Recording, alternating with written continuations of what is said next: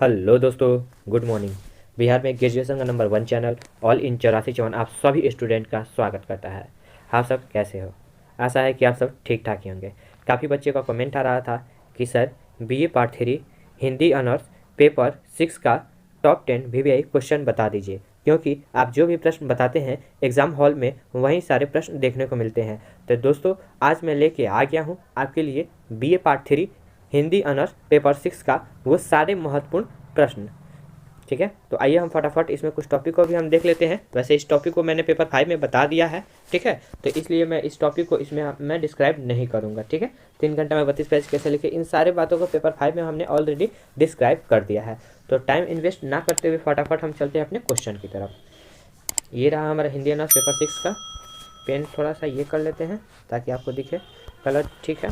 आइए पहला क्वेश्चन हम देखते हैं क्या कहता है। निम्नलिखित प्रश्नों में किन्हीं 2 प्रश्नों का उत्तर दीजिए। यानी इसमें से जो पहला जो आपको एग्जाम हॉल में देखने को मिलेगा वो आपको पूछेगा 5 प्रश्न, लेकिन 5 प्रश्नों में से आपको मात्र आंसर कितना देना है, 2 ही का देना है, ये वाला 1 नंबर में। ठीक है, आइए देख लेते हैं पहला प्रश्न क्या है। पहला प्रश्न ये रहा हमारा।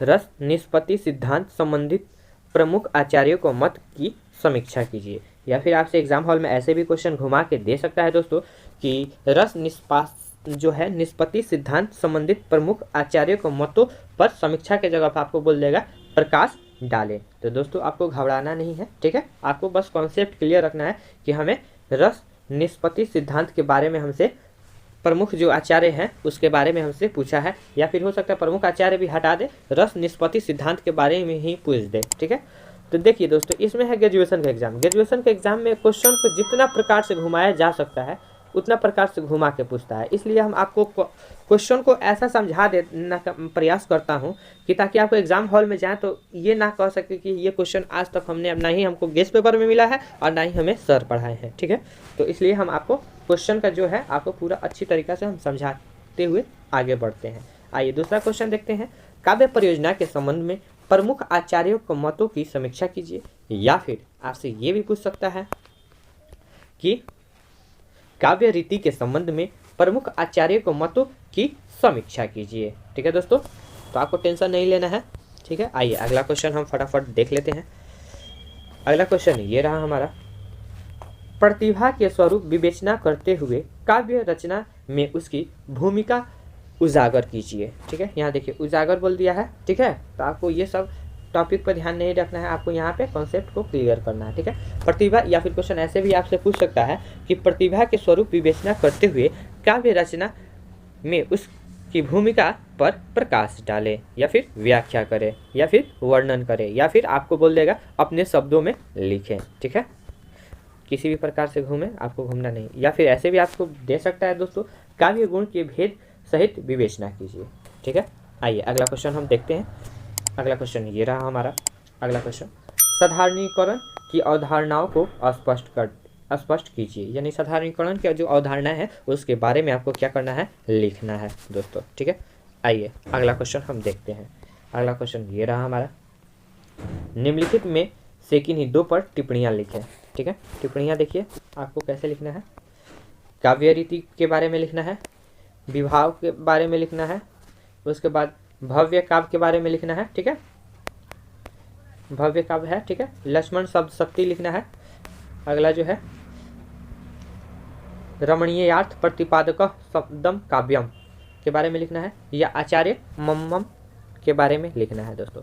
अब हम समझ लेते हैं कि दोस्तों ये इसमें से आपको ऊपर हमने ऑलरेडी बताया था कि 2 ही प्रश्नों का उत्तर देना है। तो देखिए 2 प्रश्नों का अगर उत्तर देना है, या तो आप ये दे सकते हैं, या फिर अगर आप ये भी दे सकते हैं। अगर मान लीजिए इसमें से नहीं आ रहा है और आप चाह रहे हैं कि इसमें से अगर हमको आंसर देने के लिए, ठीक है, तो कोई दिक्कत नहीं है, आप दे सकते हैं, लेकिन इसमें से आपको 2 पर टिप्पणियाँ लिखनी होगी। ठीक है, अगर बात करें ये कितना पेज की होगी, अगर ये एक जो क्वेश्चन है ये आपको 20 नंबर के होते हैं। ठीक है, तो आपको 20 नंबर के लिए कितना पेज में लिखना होगा, कम से कम आपको 5 से 6 पेज में आपको लिखना होगा 20 नंबर लेने के लिए। ठीक है, और अगर इसकी हम बात करें कि इसको कितना पेज में लिखेंगे, अगर प्रकाश वाला या फिर व्याख्या वाला, तो आप 1.5 से 2 पेज में भी लिखिएगा तो आपका काम चल जाएगा।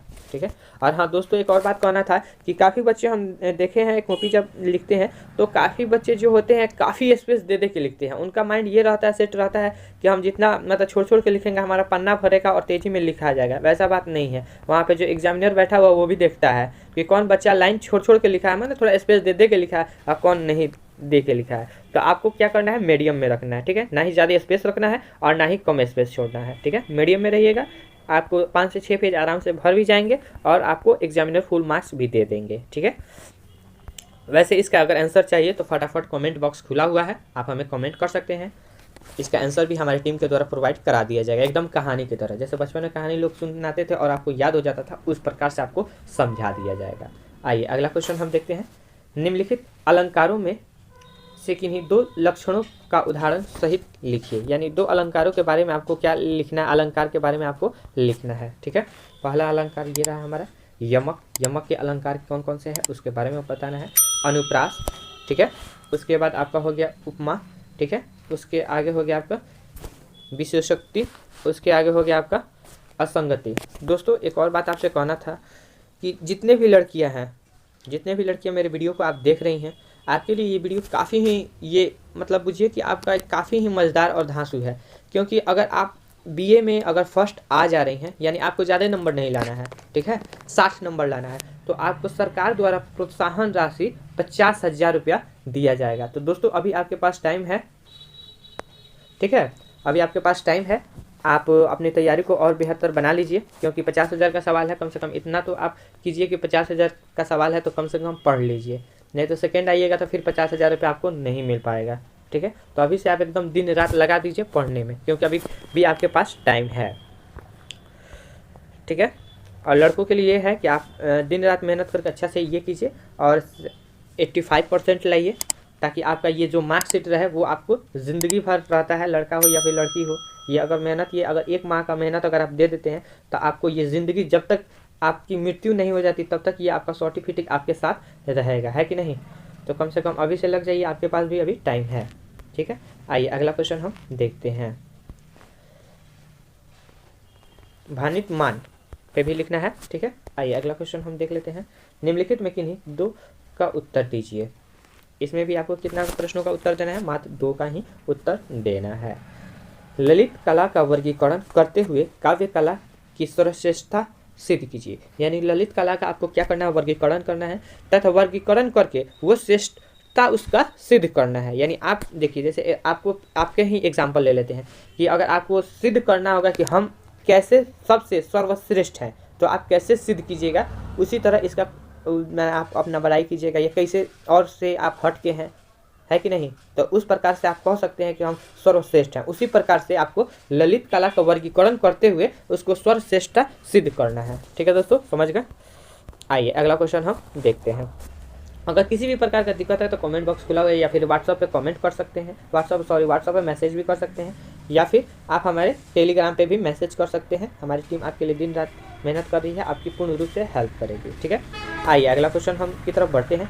नाटक का शास्त्रीय अवधारणाओं को स्पष्ट करते हुए उसके प्रमुख तत्व की विवेचना कीजिए। यानी नाटक शास्त्रीय की अवधारणाओं को स्पष्ट करते हुए उसके कौन कौन से प्रमुख तत्व है उसके बारे में आपको क्या करना है, बताना है दोस्तों। ठीक है, आइए अगला क्वेश्चन की तरफ हम बढ़ते हैं। अगला क्वेश्चन ये रहा हमारा, कला का जीवन से क्या संबंध है, विचार कीजिए। यानी कला के जीवन से क्या संबंध है उसके बारे में आपको विचार करना है। या फिर क्वेश्चन ऐसे भी आपको दे सकता है कि कला के जीवन से क्या संबंध है, प्रकाश डाले। ठीक है, आइए अगला क्वेश्चन हम देख लेते हैं। अगला क्वेश्चन ये रहा, साहित्य और साहित्यकार के व्यक्तित्व के परस्पर संबंधों की समीक्षा कीजिए। या फिर साहित्य और विज्ञान के संबंधों पर प्रकाश डालें। ठीक है, क्लियर दोस्तों। अब इसी में का है, निम्नलिखित में से जो टिप्पणियाँ वाला था उसको हम देख लेते हैं। निम्नलिखित में से किन्हीं 2 पर टिप्पणियाँ लिखे।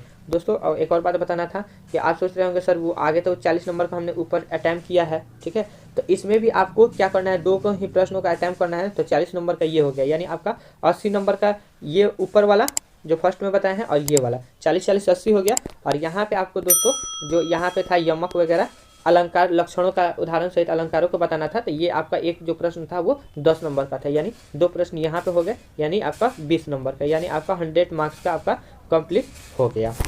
ठीक है, समझ गए दोस्तों अच्छा तरीका से। ठीक है, इसमें से अगर आपको जवाब देना है तो आपको 2 प्रश्न का ही जवाब देना होगा कम से कम। ये नहीं कि आप एक को जानते हैं और एक नहीं जानते हैं तो वैसे नहीं काम चलेगा, आपको दोनों प्रश्नों का उत्तर देना होगा। साहित्य और समाज के बारे में आपको लिखना है। उसके बाद उपन्यास कला के बारे में भी आप लिख सकते हैं। उसके बाद स्थापत्य कला क्या है उसके बारे में भी आप टिप्पणियाँ दे सकते हैं, यानी टिप्पणियाँ का अर्थ हुआ लिखने की कला, आप उस पर भी लिख सकते हैं। मुक्त काव्य, उसके बाद साहित्य और समाज पे भी आप लिख सकते हैं, तथा चित्रकला। तो दोस्तों इसी के साथ जो हमारा होता है वीडियो समाप्त। मिलते हैं किसी अगले वीडियो में, तब तक के लिए देखते रहिए ऑल इन 8454 चैनल। ठीक है दोस्तों, अगर किसी प्रकार का दिक्कत है तो कमेंट बॉक्स खुला हुआ, कमेंट कर सकते हैं। व्हाट्सअप पे भी आप जो आपका प्रॉब्लम है आप वहाँ पे भी मैसेज कर सकते हैं, या फिर टेलीग्राम पे भी मैसेज कर सकते हैं। हमारी टीम आपके लिए पूर्ण रूप से सहायता करेगी। ठीक है, take care, bye, best of luck.